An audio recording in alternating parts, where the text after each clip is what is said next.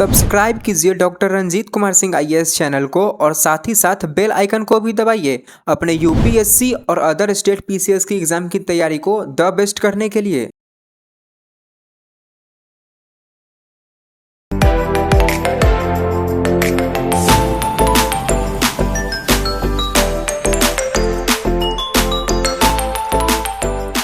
Hello friends, तो मैं बहुत दिनों के बाद फिर से आ गया हूँ आप लोगों के बीच। और चूँकि अलग अलग ड्यूटीज में लगा था, जिसके चलते बहुत डिले हुई और फाइनली मैं आपके सामने हूँ। आप लोगों के जो क्वेरीज और क्वेश्चंस आए हैं उसमें आप लोगों ने हमेशा कहा है कि आपने हिस्ट्री का बता दिया, ज्योग्राफी का बता दिया, तो अब आप साइंस का बताइए। क्योंकि मैंने जो वेटेज बताया था उसमें आप लोगों ने देखा था कि साइंस से जो क्वेश्चंस आने की संभावना है वो मिनिमम जो है 30 से 35 क्वेश्चंस तो आना ही आना है। तो 30 से 35 क्वेश्चंस, क्योंकि आप लोगों की प्रायोरिटी जो थी हिस्ट्री में जहाँ से 40 क्वेश्चंस आना है, बिहार स्पेशल जहाँ से 30 से 35 क्वेश्चंस आना है, करेंट जहाँ से ऑन एन एवरेज 25 से 30 क्वेश्चंस आने हैं। जो मेजर पोर्शन था वो पोर्शन है आपके सामने वो साइंस का। साइंस में आप लोगों ने क्वेरी किया था कि जैसे ही आप लोगों ने मैंने आपको बताया था कि आपको हिस्ट्री में क्या क्या चैप्टर करना चाहिए, पॉलिटी में 10 चैप्टर करना है, उसी तरीके से आज मैं आप लोगों के सामने साइंस लेके आया हूँ। जो सामान्य तौर से आर्ट्स या ह्यूमैनिटी के जो कैंडिडेट्स हैं उनके लिए समस्या होती है कि साइंस को कैसे पढ़ा जाए, क्या पढ़ा जाए। तो मैं आपको ईजी तरीके से बताने वाला हूँ कि कौन से चैप्टर आपके लिए महत्वपूर्ण है, जहाँ से प्रश्न जो है वो साइंस के पूछे जाते हैं। पिछले 10 साल के प्रश्नों का विश्लेषण करने के बाद हम इस निष्कर्ष पे पहुंचे हैं कि न केवल बायोलॉजी बल्कि फिजिक्स और केमिस्ट्री से भी प्रश्न पूछे जाते हैं। तो कौन सा सेक्शन देखा जाए जहां से फिजिक्स और केमिस्ट्री दोनों के ही क्वेश्चंस जो है आपको मिल सके। तो सबसे पहले हम यह बताएंगे आपको कि आपको साइंस में बायोलॉजी से कहाँ देखना है। तो आप जैसा कि देख रहे हैं, पहला जो चैप्टर है जनरली जो सेल कोशिका, या कोशिका से क्वेश्चन जो है वो आता ही आता है। और कोशिका में ऐसे नॉर्मली आपको कोई डिफिनीशन नहीं पूछा जाएगा, एक्चुअली बिल्कुल फैक्चुअल क्वेश्चंस वगैरह होता है, जिसमें कि आप सभी जानते हैं। आप कोशिका का पूरा बनावट देखिए और हर चीज का, जैसे माइक्रोकॉन्ड्रिया है जो सेल का पावर हाउस कहा जाता है, ऑक्सीडेशन का काम करता है। उसी तरीके से जितने भी इसमें सेल्स के जो और पार्टिकल्स हैं उसमें से आपको क्वेश्चन हमेशा पूछा जाता है। तो आपको यह देखना है। लेकिन साथ में आपके मन में प्रश्न आता होगा तो फिर प्लांट सेल से क्वेश्चन आता है कि नहीं। तो प्लांट सेल से भी क्वेश्चंस आता है, और चूंकि प्लांट सेल से क्वेश्चन आता है इसीलिए मैंने आप लोगों को प्लांट सेल बताना शुरू किया कि प्लांट सेल भी आपको देखना पड़ेगा। खास तौर से आप देखते हैं कि जो एनिमल सेल है और दोनों सेल में क्या अंतर होता है, तो दोनों के डिफरेंसेस जो होते हैं उसके हिसाब से आपको प्लांट सेल को भी देखना चाहिए। तो इससे क्वेश्चंस भी पूछे गए हैं और यह 64वीं 65वीं में भी मैंने देखा है, उसके हिसाब से आप देखेंगे तो वहाँ से प्रश्न पूछा जा रहा है। आप सभी जानते हैं कि सेल से ऊतक का निर्माण होता है, यानी कि टिश्यू बनता है। जब सेल बनता है तो टिश्यू बनता है, और टिश्यू में भी आप देखेंगे कि एनिमल टिश्यू और प्लांट टिश्यू दोनों से क्वेश्चन जो है पूछा जा रहा है। तो ये आपको देखना है कि ये भी आपको बहुत छोटा छोटा टिश्यू जो बनता है उससे क्वेश्चंस पूछे जाते हैं। तो आपका नेक्स्ट चैप्टर जो भी आप पढ़ते हैं उसमें आपको इसको देखना है। नेक्स्ट चैप्टर की तरफ चलते हैं, जहां से मैक्सिमम प्रश्न देखने को मिलता है वो है पाचन तंत्र, यानी कि डाइजेस्टिव सिस्टम से क्वेश्चंस पूछा जा रहा है।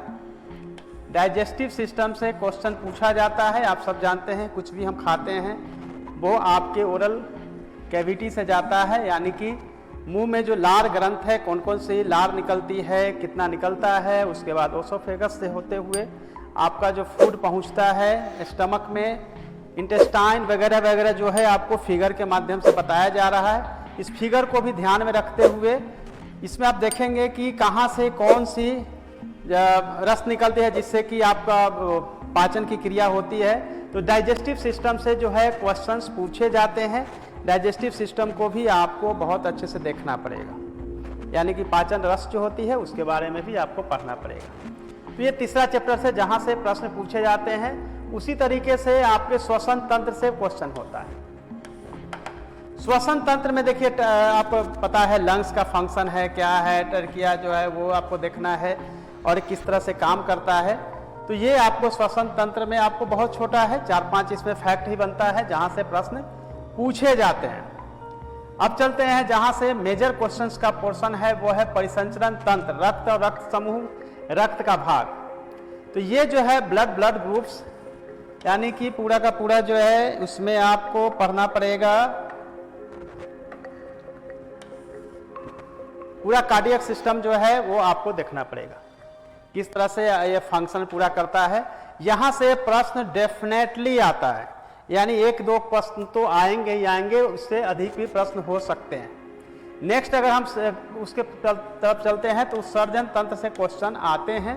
उसमें आप लोगों ने पढ़ा होगा कि रेनल आर्टरी है, वेन्स है, फिर लेफ्ट किडनी, राइट किडनी, फिर यूरेथ्रा से बाहर निकलता है। तो ये पूरा का पूरा आप लोग ने क्लास में देखा होगा। एक बहुत ही इसमें से बहुत क्वेश्चंस नहीं होते हैं, 4-5 ही इसमें फैक्ट है जहां से प्रश्न पूछे जाते हैं। 7वें चैप्टर की तरफ हम जाते हैं जहां से क्वेश्चन जो है बहुत अधिक पूछे जाते हैं। तो वो देखेंगे आपका जो है पूरा ग्लैंड्स जो है उससे प्रश्न पूछा, अंतःस्रावी ग्रंथियां, हार्मोन्स, इसमें दोनों ही एनिमल और प्लांट हार्मोन्स, दोनों ही हार्मोन से क्वेश्चंस जो है वो पूछे जाते हैं।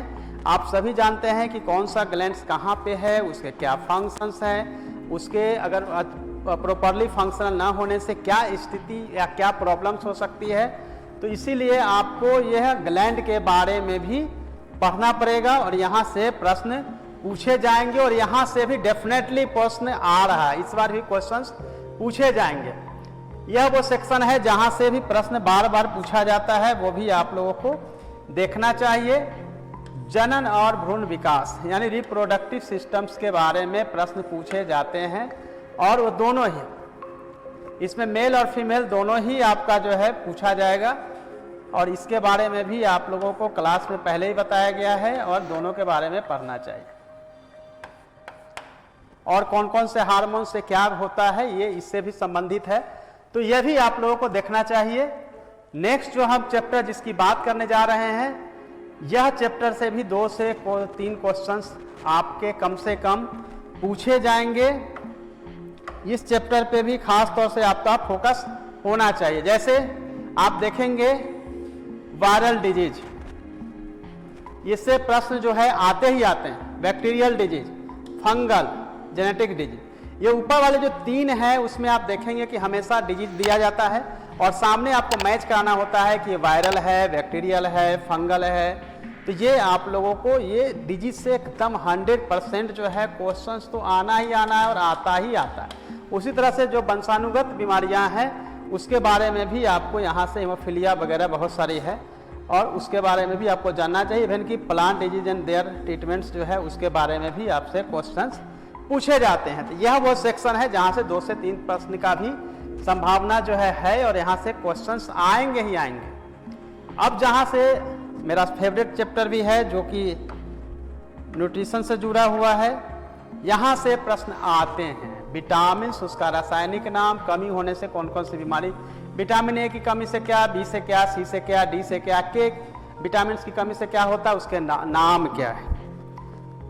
तो वो क्वेश्चंस भी बार बार पूछा जाता है, इजीली आपको मिल जाएगा। कार्बोहाइड्रेट का क्या यूज है, फैट जो है कितना मात्रा में कितना होना चाहिए, प्रोटीन का क्या उपयोग है बॉडी के लिए, ये तमाम तरह के प्रश्न जो है आपसे पूछे जाते हैं। कुछ बीमारियां हैं जिसमें कि रेडियो सक्रिय तत्व से होने वाले इसका इलाज भी है। तो आप सब जानते हैं कि बहुत सारे ऐसी बीमारियां हैं जिसमें कि रेडियो सक्रिय तत्वों का यूज किया जाता है, तो वहाँ से प्रश्न आते हैं। और फिर उसके बीमारियों में जो इंस्ट्रूमेंट यूज किए जाते हैं वो आप लोगों से पूछा जाता है। तो ये वो सेक्शंस है जहाँ से क्वेश्चंस, इसमें से भी आप यह मान के चलिए कि 1 से 2 क्वेश्चन तो 100% आएंगे। जो भी चैप्टर मैं बता रहा हूँ उसमें से 2 क्वेश्चंस की पूरी संभावना है और जब एग्जाम आप देंगे तब आपको याद आएगा कि नहीं सर ने सही बताया था। तो ये मैंने 10 आपको चैप्टर्स बताए हैं। ये 10 चैप्टर्स जहां से कम देखेंगे तो 15 से 20, और मैं बिल्कुल ही आश्वस्त हूँ कि आपको कितना भी खराब करेंगे तो 15 सही होगा, 20 तक क्वेश्चंस इसमें से आएंगे। जो मैंने अभी तक 10 चैप्टर बताए हैं उसमें से यही आपको पढ़ना है। अब रहा कि इसकी रणनीति क्या होनी चाहिए, तो बायोलॉजी को पढ़ने के लिए आपको जो मैंने चैप्टर बताए हैं बस 1 से 1.5 घंटा लगेगा एक एक चैप्टर को पढ़ने में। यानी कि आपको 10 चैप्टर को 5 डेज में पूरा करना है, और 5 डेज का मतलब है कि लगभग 15 से 20 क्वेश्चन की पूरी तैयारी होगी। तो आपको करना यह है कि जब आप प्रिपरेशन करेंगे तो प्रीवियस ईयर्स के क्वेश्चंस को भी देखते जाना है, न केवल बीपीएससी का बल्कि दूसरे भी स्टेट पीसीएस के क्वेश्चंस को भी देखना चाहिए, क्योंकि जो क्वेश्चंस आते हैं उसमें रिपीटेशन ही होता है। तो ये आप सेक्शन है जहां से क्वेश्चन पूछा जाता है। अब चूंकि मैंने बताया था आप लोगों को कि बायोलॉजी से ही आपको पढ़ना है, उसमें भी ह्यूमन ब्रेड से पढ़ना है, लेकिन प्लांट के भी कुछ सेक्शन है जहां से प्रश्न पूछे जाते हैं, इसलिए उसको पढ़ने की जरूरत है। मैक्सिमम अगर क्वेश्चन देखेंगे तो 5 हो सकता है, 5 से 7 से ज्यादा क्वेश्चन नहीं हो सकता है, 5 to 7 ही क्वेश्चन हो सकते हैं। और बहुत छोटा छोटा चैप्टर है जिसको कि पढ़ना चाहिए, जैसे कि तत्व, यौगिक और मिश्रण, जैसे एलिमेंट्स, कंपाउंड्स एंड मिक्सचर्स। तो इससे क्वेश्चन जो है, ये क्वेश्चन की पॉसिबिलिटी कभी आती है कभी नहीं आती है, लेकिन एक क्वेश्चन की पॉसिबिलिटी जो है यहाँ पे रहती है। ये देखिए बिल्कुल इजी है, आप सभी ने 10th में 10+2 में भी पढ़ा होगा। परमाणु संरचना, इससे संबंधित महत्वपूर्ण सिद्धांत, atomic structure and it's related important theories, तो सबने पढ़ा होगा। न्यूक्लियस, प्रोटॉन, न्यूट्रॉन, इलेक्ट्रॉन सब आप लोगों ने पढ़ा होगा।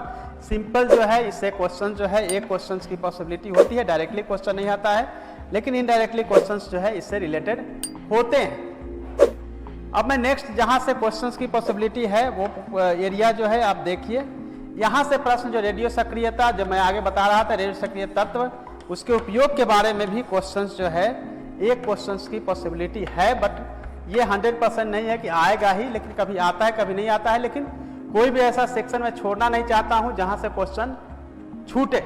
उसी तरह से आप देखेंगे धातु और उसका उपयोग जो है, यहां से प्रश्न जो है वो आता ही आता है, तो इसकी तैयारी आप लोगों को करना पड़ेगा। ये आप लोगों को देख लेना चाहिए। धातु और उनके अयस्क जो है, इससे क्वेश्चन जो है एक की पॉसिबिलिटी रहती है।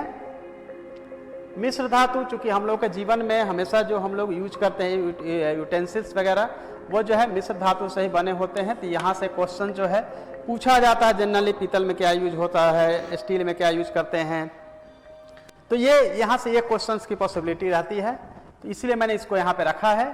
आम्ल क्षार, और ये आप जानते हैं कि इसकी जो pH मान है उसके आधार पे आप इसको देख सकते हैं। यहाँ से भी एक क्वेश्चन की पॉसिबिलिटी रहती है, बट कभी आती है कभी नहीं आती है, लेकिन चूंकि आया है पिछले 10 साल में 3 बार, इसलिए मैंने इस चैप्टर को भी यहाँ पर रखा है। यह वो सेक्शन है जहाँ से एक क्वेश्चन आएंगे, तो वो सेक्शन है जहाँ से एक क्वेश्चन आएंगे, वो है एक कार्बनिक यौगिक, ऑर्गेनिक कंपाउंड से क्वेश्चन आए हैं और एक क्वेश्चन आएंगे, इसीलिए इस सेक्शन को भी आपको कर लेना चाहिए। नेक्स्ट हम चलते हैं, यह वो एरिया है जहां लोग ध्यान नहीं देते हैं, ईंधन से क्वेश्चंस आते हैं।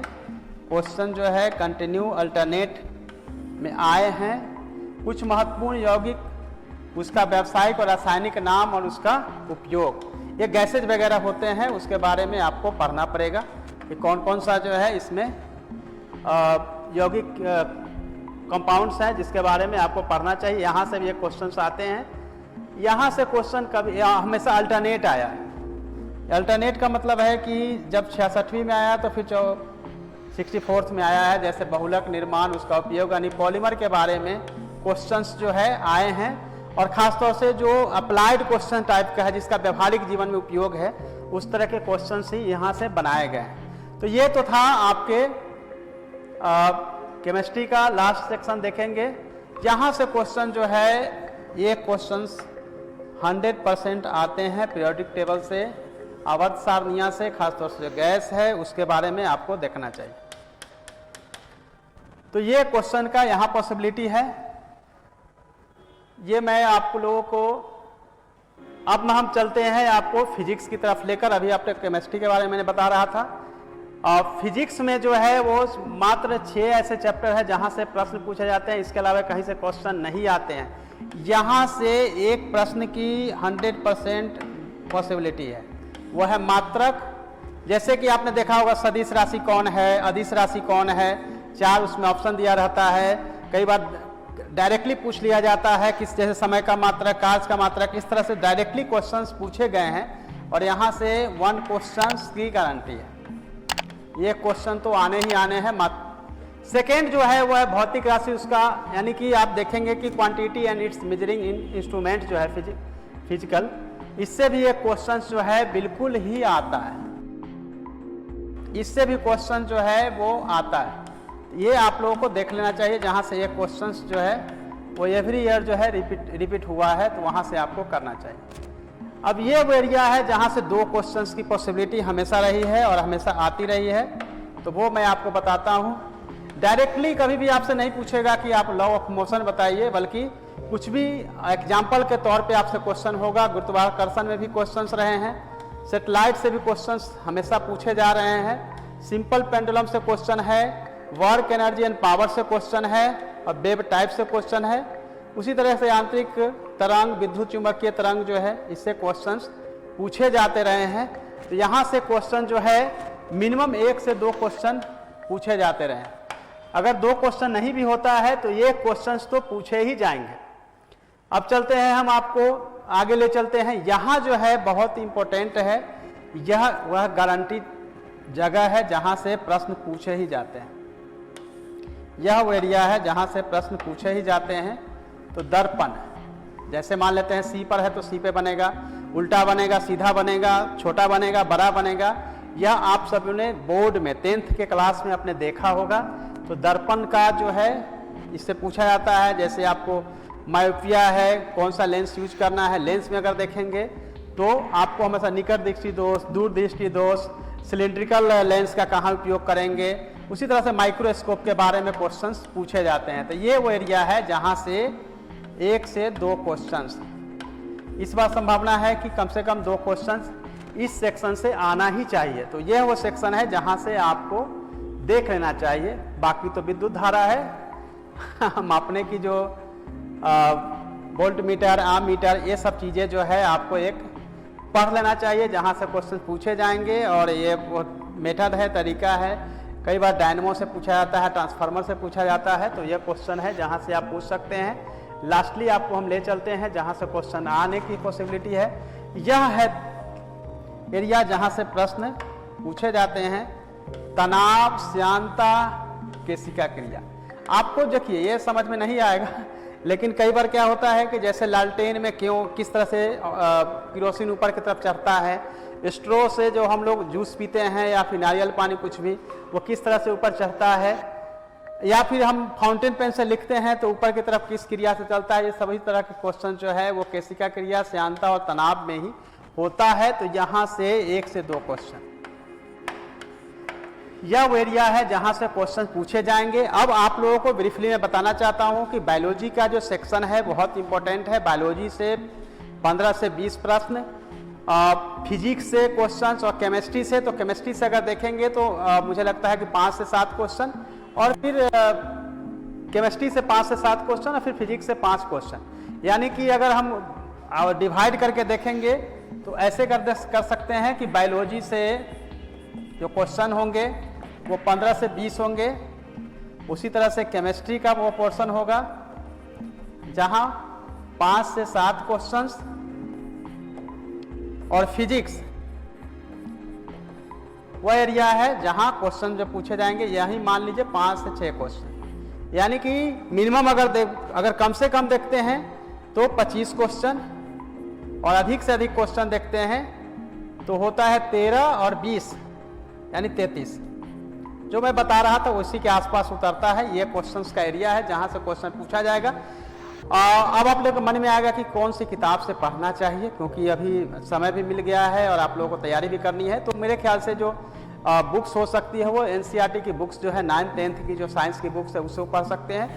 या आपके पास अगर NCERT पढ़ लिए हैं और फिर भी आप चाहते हैं कि थोड़ा और फर्दर नॉलेज हो, तो घटना चक्र की एक साइंस की बुक आती है पतली सी, उस किताब से भी आप तैयारी कर सकते हैं। बहुत ही सिंपल सी है, कोई गाइड से अगर पढ़ना होगा तो वहाँ से ही पढ़ सकते हैं। लास्ट में मैं बताना चाहता हूँ कि BPSC का जो एग्जाम है वो 30 अप्रैल को नहीं होने जा रही है, लेकिन इसका मतलब यह नहीं है कि महीना 2 महीना एग्जाम का डेट बढ़ने वाली है। एग्ज़ाम का डेट जो है वो 30 अप्रैल प्लस माइनस 5 डेज 6 डेज ही हो सकता है, यानी आपको एक वीक का मैक्सिमम, एक वीक का आपको एडवांटेज या फ़ायदा हो सकता है, इससे ज़्यादा नहीं होगा। यानी जिस पेस में, जिस आप एनर्जी के साथ अपनी स्टडी कर रहे हैं, रिवीजन कर रहे हैं, उसको कंटिन्यू रखना पड़ेगा। और मेरे चैनल से आप कंटिन्यू जुड़े रहें ताकि ऑथेंटिक इन्फॉर्मेशन आपको मिले और आप जाने कि किस तरह से आपको तैयारी करनी है। अदरवाइज जो है भटकाने और भटकने के लिए किताब भी बहुत सारे हैं और यूट्यूब चैनल भी बहुत सारे हैं। तब तक के लिए सबको ऑल द बेस्ट, अपनी तैयारी कंटिन्यू रखें। धन्यवाद।